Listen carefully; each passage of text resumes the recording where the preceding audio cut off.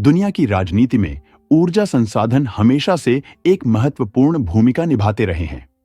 आज के दौर में जहां आर्थिक विकास, सैन्य शक्ति और अंतर्राष्ट्रीय रिश्ते ऊर्जा के उपयोग और उसके नियंत्रण पर निर्भर करते हैं, वहीं यूक्रेन, रूस और यूरोप के बीच चल रही यह एनर्जी वॉर पूरी दुनिया का ध्यान आकर्षित कर रहा है। यह कहानी केवल गैस पाइपलाइनों की नहीं है, बल्कि यह उन रणनीतिक और भू राजनीतिक सवालों की है जो आने वाले वर्षों में दुनिया के ऊर्जा परिदृश्य को बदल सकते हैं। 1 जनवरी 2025 को यूक्रेन और रूस के बीच एक ऐतिहासिक समझौता खत्म हो जाएगा। यह समझौता, जिसे 5 साल पहले किया गया था, रूस से यूरोप को नेचुरल गैस की आपूर्ति सुनिश्चित करने का माध्यम था। यूरोप में उपयोग होने वाली गैस का एक बड़ा हिस्सा यूक्रेन की पाइपलाइनों के माध्यम से पहुंचता था। इस समझौते का अंत न केवल यूरोप के लिए ऊर्जा आपूर्ति पर असर डालेगा, बल्कि यूक्रेन और रूस के बीच पहले से तनावपूर्ण रिश्तों को और जटिल बना देगा। यूक्रेन, जो पहले ही रूस के साथ लंबे समय से चल रहे सैन्य संघर्ष और आर्थिक चुनौतियों का सामना कर रहा है, इस गैस ट्रांजिट समझौते के खत्म होने से एक और बड़ा झटका झेलेगा।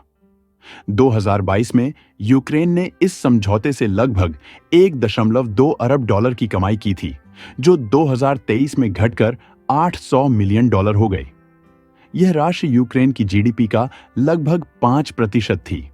इस राजस्व के खत्म हो जाने से यूक्रेन की अर्थव्यवस्था पर नकारात्मक प्रभाव पड़ेगा, खासकर तब जब वह पहले से ही युद्ध के कारण भारी नुकसान झेल रहा है। इसके अलावा यूक्रेन की पहचान एक महत्वपूर्ण ऊर्जा ट्रांजिट देश के रूप में थी। यूरोप के कई देशों को गैस आपूर्ति के लिए यूक्रेन की पाइपलाइनों पर निर्भर रहना पड़ता था। अब इस भूमिका के कमजोर हो जाने से यूक्रेन की भू राजनीतिक स्थिति और अधिक कमजोर हो जाएगी। यूरोप और रूस के बीच ऊर्जा आपूर्ति के मसले पर यूक्रेन अब एक महत्वपूर्ण कड़ी नहीं रहेगा, जो उसके लिए एक बड़ा नुकसान है। रूस इस स्थिति से रणनीतिक लाभ उठाने की कोशिश करेगा। पहले से ही रूस ने यूरोप पर अपनी ऊर्जा आपूर्ति का दबाव बनाने के लिए गैस को एक हथियार की तरह इस्तेमाल किया है।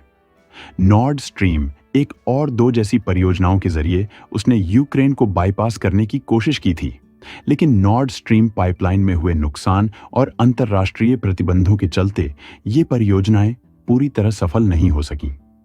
अब जब यूक्रेन के जरिए गैस सप्लाई बंद होने की संभावना है, रूस यूरोप पर और अधिक दबाव बना सकता है। वह तुर्की और एशिया के अन्य देशों के जरिए नई आपूर्ति लाइनें स्थापित करने की कोशिश कर रहा है। इससे यूरोप के देशों पर रूस की निर्भरता बढ़ सकती है और वे ऊर्जा संकट के कारण रूस के सामने झुकने को मजबूर हो सकते हैं। यूरोप के लिए यह स्थिति बेहद चिंताजनक है।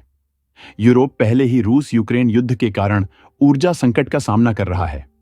कई देशों ने अपनी ऊर्जा जरूरतों को पूरा करने के लिए वैकल्पिक स्रोतों की तलाश शुरू कर दी है, लेकिन यह प्रक्रिया धीमी और महंगी है।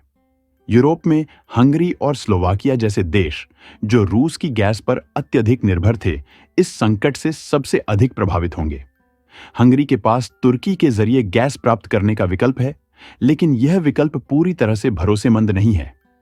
स्लोवाकिया की स्थिति और भी गंभीर है, क्योंकि उसके पास वैकल्पिक आपूर्ति का कोई स्थायी समाधान नहीं है। यदि रूस से गैस सप्लाई बंद हो जाती है, तो स्लोवाकिया को पोलैंड, चेकिया या ऑस्ट्रिया से गैस खरीदनी पड़ सकती है, जो महंगा और अस्थायी उपाय है। मोल्डोवा और ट्रांसनिस्ट्रिया जैसे छोटे देशों पर इस ऊर्जा संकट का व्यापक और गहरा प्रभाव पड़ने वाला है।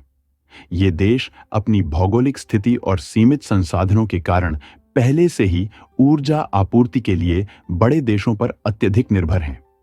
खासकर सर्दियों के मौसम में जब ठंड अपने चरम पर होती है, तो इन देशों में गैस की मांग तेजी से बढ़ जाती है। मोल्डोवा, जो लंबे समय से रूस की गैस आपूर्ति पर निर्भर रहा है, अब इस संकट में अपने नागरिकों के लिए पर्याप्त ऊर्जा सुनिश्चित करने की कोशिश कर रहा है। मोल्डोवा की राष्ट्रपति माया सैंडू ने हाल ही में कहा कि उनकी सरकार इस चुनौती से निपटने के लिए वैकल्पिक ऊर्जा स्रोतों की तलाश कर रही है। हालांकि यह प्रक्रिया इतनी आसान नहीं है। छोटे देशों के पास बड़े पैमाने पर वैकल्पिक ऊर्जा स्रोत स्थापित करने के लिए आवश्यक संसाधनों और तकनीकी विशेषज्ञता की कमी होती है। मोल्डोवा जैसे देश, जिनकी अर्थव्यवस्था पहले ही कमजोर है, ऊर्जा संकट के कारण और अधिक दबाव महसूस कर रहे हैं। ट्रांसनिस्ट्रिया, जो एक विवादित क्षेत्र है और अंतर्राष्ट्रीय स्तर पर मोल्डोवा का हिस्सा माना जाता है, लेकिन रूस के करीब है, इस संकट में और भी अधिक अस्थिर हो सकता है। यह क्षेत्र अपनी ऊर्जा जरूरतों के लिए रूस की मदद पर निर्भर है, लेकिन रूस और यूक्रेन के बीच संघर्ष ने उसकी स्थिति को जटिल बना दिया है। अगर गैस की आपूर्ति बाधित होती है, तो वहां की स्थानीय आबादी को सर्दियों के कठिन हालात का सामना करना पड़ सकता है।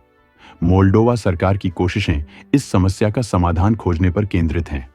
राष्ट्रपति सैंडू ने यूरोपीय संघ और अन्य अंतर्राष्ट्रीय संगठनों से मदद की अपील की है। मोल्डोवा अपनी ऊर्जा जरूरतों को पूरा करने के लिए अन्य देशों से गैस आयात करने की संभावनाएं भी तलाश रहा है। इसके अलावा नवीकरणीय ऊर्जा स्रोतों जैसे सौर और पवन ऊर्जा पर ध्यान देने की योजनाएं बनाई जा रही हैं, लेकिन ये प्रयास दीर्घकालिक हैं और इनसे तत्काल राहत की उम्मीद नहीं की जा सकती। इसके साथ ही मोल्डोवा की जनता भी इस संकट के कारण आर्थिक कठिनाइयों का सामना कर रही है। गैस की कमी से बिजली और हीटिंग की लागत बढ़ने की संभावना है, जिससे निम्न और मध्यम आय वर्ग के परिवारों पर भारी बोझ पड़ेगा। इसके अलावा व्यवसाय और उद्योग, जो पहले से ही सीमित संसाधनों के साथ संघर्ष कर रहे हैं, उत्पादन में कमी का सामना कर सकते हैं। ट्रांसनिस्ट्रिया के लिए स्थिति और भी चुनौतीपूर्ण है। वहां की सरकार को अपनी जनता के लिए गैस और अन्य ऊर्जा संसाधन सुनिश्चित करने के लिए रूस की मदद पर पूरी तरह निर्भर रहना पड़ता है। अगर यह सप्लाई बाधित होती है, तो वहां की राजनीतिक और सामाजिक स्थिति अस्थिर हो सकती है। यह स्थिति मोल्डोवा और ट्रांसनिस्ट्रिया जैसे छोटे देशों के लिए एक कड़ा सबक है। उन्हें अपनी ऊर्जा नीतियों को मजबूत करने और आत्मनिर्भर बनने की दिशा में तेजी से कदम उठाने की जरूरत है। इस पूरी स्थिति से यह साफ हो जाता है कि ऊर्जा अब केवल आर्थिक संसाधन नहीं है, बल्कि यह भू राजनीतिक हथियार बन चुकी है। रूस और यूक्रेन के बीच का यह संघर्ष केवल इन दो देशों तक सीमित नहीं है, बल्कि इसका प्रभाव पूरी दुनिया पर पड़ सकता है। यूरोप के देशों को अब तेजी से अपने ऊर्जा स्रोतों में विविधता लानी होगी। आने वाले समय में यह देखना दिलचस्प होगा कि क्या यूरोप, यूक्रेन और रूस इस ऊर्जा संकट का समाधान निकाल पाते हैं। क्या यह संघर्ष ऊर्जा संसाधनों के लिए एक नए वैश्विक संघर्ष की शुरुआत करेगा, या फिर यह देशों को अपनी ऊर्जा नीतियों को अधिक आत्मनिर्भर बनाने की दिशा में प्रेरित करेगा? इस स्थिति में एक बात स्पष्ट है, ऊर्जा की यह जंग केवल गैस पाइपलाइनों तक सीमित नहीं है। यह दुनिया को यह सोचने पर मजबूर करती है कि आने वाले समय में ऊर्जा संसाधनों के उपयोग और वितरण को कैसे प्रबंधित किया जाएगा।